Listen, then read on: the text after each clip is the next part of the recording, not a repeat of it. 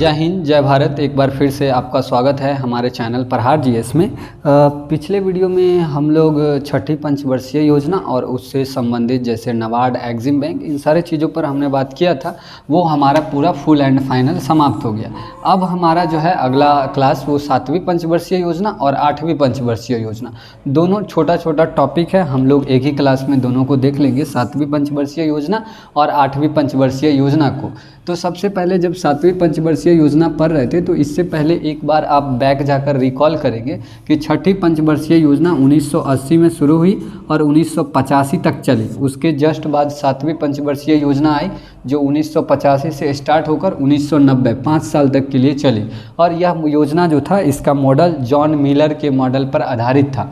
आप इस पॉइंट को याद रखेंगे कि 7वीं पंचवर्षीय योजना का मॉडल जॉन मिलर के मॉडल पर आधारित था। यही सवाल में पूछा जाता है कि 7वीं पंचवर्षीय योजना का मॉडल किसने तैयार किया या फिर किस मॉडल पर आधारित था, तो वो जॉन मिलर के मॉडल पर आधारित था। अब इस योजना के कई सारे उद्देश्य थे। इस उद्देश्य में सबसे पहला था कि यह न्याय पर आधारित सामाजिक प्रणाली की व्यवस्था थी, यानी कि समाज में बहुत सारे लोग, अलग अलग वर्गों के लोग रहते थे, तो उन लोगों के बीच जो न्याय की व्यवस्था थी वो बराबर की होनी चाहिए। सरकार ने इस पर फोकस किया इस पंचवर्षीय योजना के दौरान। यह न्याय पर आधारित सामाजिक प्रणाली की व्यवस्था थी। दूसरा, उत्पादन में वृद्धि करना। सरकार ने फोकस किया कि हम लोग उत्पादन में वृद्धि करेंगे। जब प्रोडक्शन में वृद्धि होगा तो काम करने वाले लोगों की संख्या को बढ़ानी होगी, और जब लोगों की संख्या बढ़ेगी तो रोजगार में वृद्धि होगा। तो जस्ट तीसरा पॉइंट है रोजगार का सृजन करना। तो इसको आप इस तरह से याद रख सकते हैं कि उत्पादन में वृद्धि होगा तो जहां पर प्रोडक्शन होगा वहां काम करने वाले लोगों की संख्या बढ़ानी होगी, और लोगों की संख्या बढ़ाएंगे तो रोजगार का क्या होगा, सृजन होगा, नए नए रोजगार के अवसर पैदा होंगे।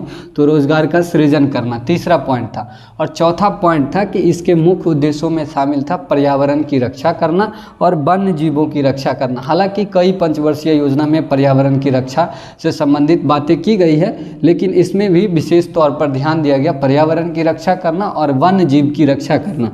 पर्यावरण की रक्षा और वन्य जीव मेन पॉइंट है, आप इसको याद रखिएगा, पर्यावरण की रक्षा करना और वन्य जीव की। उसके बाद यह योजना काफ़ी सफल रही।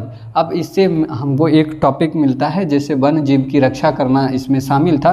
तो वन्य जीव की रक्षा करने के लिए पूरे विश्व वर्ल्ड लेवल पर एक संस्था काम करती है, उसको हमने इस लाइन के नीचे नोट कर दिया। उसका नाम है WWF, उसको कहते हैं वर्ल्ड वाइड फंड करती है। ये संस्था रेड डाटा बुक को जारी करती है। इस रेड डाटा बुक में संकटापन्न प्रजाति, यानी कहने का मतलब है वैसा प्रजाति जो विलुप्त होने के कगार पर है, उसको रेड डाटा बुक में शामिल कर लिया जाता है। और इस संस्था के द्वारा उस प्रजाति को फिर से डेवलप करने के लिए विशेष तौर पर ध्यान दिया जाता है। तो यह संस्था क्या करती है, रेड डाटा बुक जारी करती है।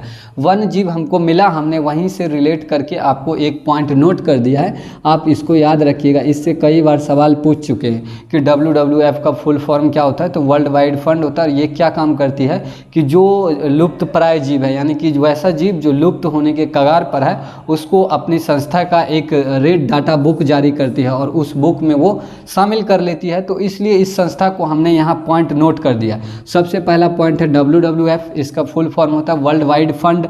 और उसके बाद इसका मुख्यालय, हेडक्वार्टर जिसको कह सकते हैं, इसका मुख्यालय स्विट्जरलैंड के गलांड में है।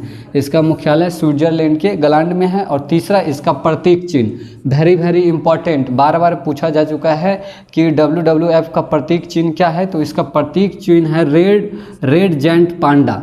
आप याद रखेंगे, रेड जायंट पांडा इसका प्रतीक चिन्ह है WWF का।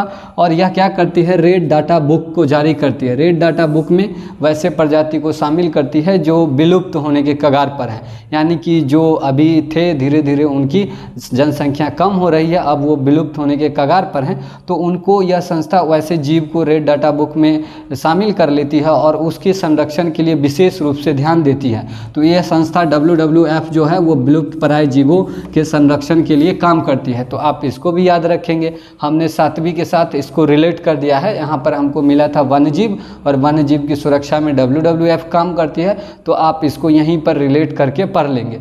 उसके बाद 8वीं पंचवर्षीय योजना है। 8वीं पंचवर्षीय योजना आने से पहले क्या हुआ कि कांग्रेस की सरकार जो 1985 से 90 सातवीं पंचवर्षीय योजना चला रही थी, तो 1989 में उन्होंने क्या किया, 8वीं पंचवर्षीय योजना का मॉडल लगभग तैयार कर लिया। लेकिन जब उनकी सरकार नहीं बनी, सत्ता में नहीं आई सरकार, तब क्या हुआ कि 2 साल की देरी हुई। जनता पार्टी की सरकार आ गई, उनकी सरकार सत्ता में नहीं आई, जनता पार्टी की सरकार आ गई। तो इस बीच राजनीतिक उथल पुथल के कारण क्या हुआ कि 8वीं पंचवर्षीय योजना को आने में 2 साल की देरी हुई, और उसी देरी के कारण यह पंचवर्षीय योजना 1992 से 97, अब डेट को देखेंगे कि 7वीं पंचवर्षीय योजना 1985 में शुरू हुआ और 90 में समाप्त हुआ, तो 8वीं 90 से 95 चलना चाहिए था। लेकिन 90 से 95 नहीं चली, क्योंकि बीच में कांग्रेस की सरकार समाप्त होकर और उसके जगह पर जनता पार्टी की सरकार बनी, और इस तरह से कई सारे राजनीतिक उथल पुथल हुए और 2 साल की देरी हो गई। उस देरी के बाद ये 8वीं पंचवर्षीय योजना जो है वो 1992 से 1997 के लिए शुरू हुई। आप 8वीं का डेट एकदम याद रखेंगे, क्योंकि पूरा जो डेट है शुरू से चला आ रहा है वो डेट शेड्यूल में चल रहा है, लेकिन 8वीं के पास आकर वो डेट गड़बड़ा जा रहा है। 2 साल की देरी के कारण यह 1992 में शुरू हो रहा। और यही सवाल पूछेगा 8वीं पंचवर्षीय योजना का डेट यानी कि कब से कब तक चला था, तो 1992 से 97 चला था। लेकिन ऑप्शन में आपको यहाँ पर मिल जाएगा 1990 से 95, और बार बार क्या है कि इसी में फंसते हैं, 90 से 95 का आंसर करिएगा, गलत हो जाएगा। 1992 से 97 को ध्यान में रखिएगा। आइए अब इस योजना की शुरुआत को देखते हैं। इस योजना की जो शुरुआत हुई 2 वर्ष देरी से होने के कारण इसको बॉटम टू टॉप कहा जाता है। इस पंचवर्षीय योजना, बॉटम टू टॉप कहने का मतलब है कि 2 साल लेट से शुरू हुआ, मॉडल पहले तैयार हो गया था, लेकिन इस योजना ने बेहतरीन परफॉर्मेंस किया, यानी कि इसमें बहुत ज़्यादा सफलता मिली और यह योजना में बहुत सारा काम एक साथ हुआ, इसलिए इसको बॉटम टू टॉप कहते हैं। पहला पॉइंट याद रखिएगा, इस योजना की शुरुआत 2 वर्ष देर से होने के कारण इसको बॉटम टू टॉप कहा जाता है। इसके बाद इसका उद्देश्य में पहले शामिल था, 1 नंबर में देखिए, विभिन्न पहलुओं में मानव विकास करना।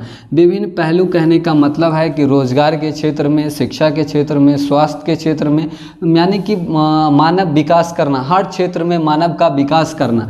पहला पॉइंट रखा गया, विभिन्न पहलुओं में मानव विकास करना। उसके बाद दूसरा है पूर्ण रोजगार की प्राप्ति करना, यानी कि सरकार ने फिक्स कर लिया कि हम लोगों को रोजगार देंगे, और वो रोजगार थोड़े टाइम के लिए नहीं बल्कि एक बार उसको फिक्स कर देंगे, तो उसी को कहते हैं पूर्ण रोजगार की प्राप्ति करना।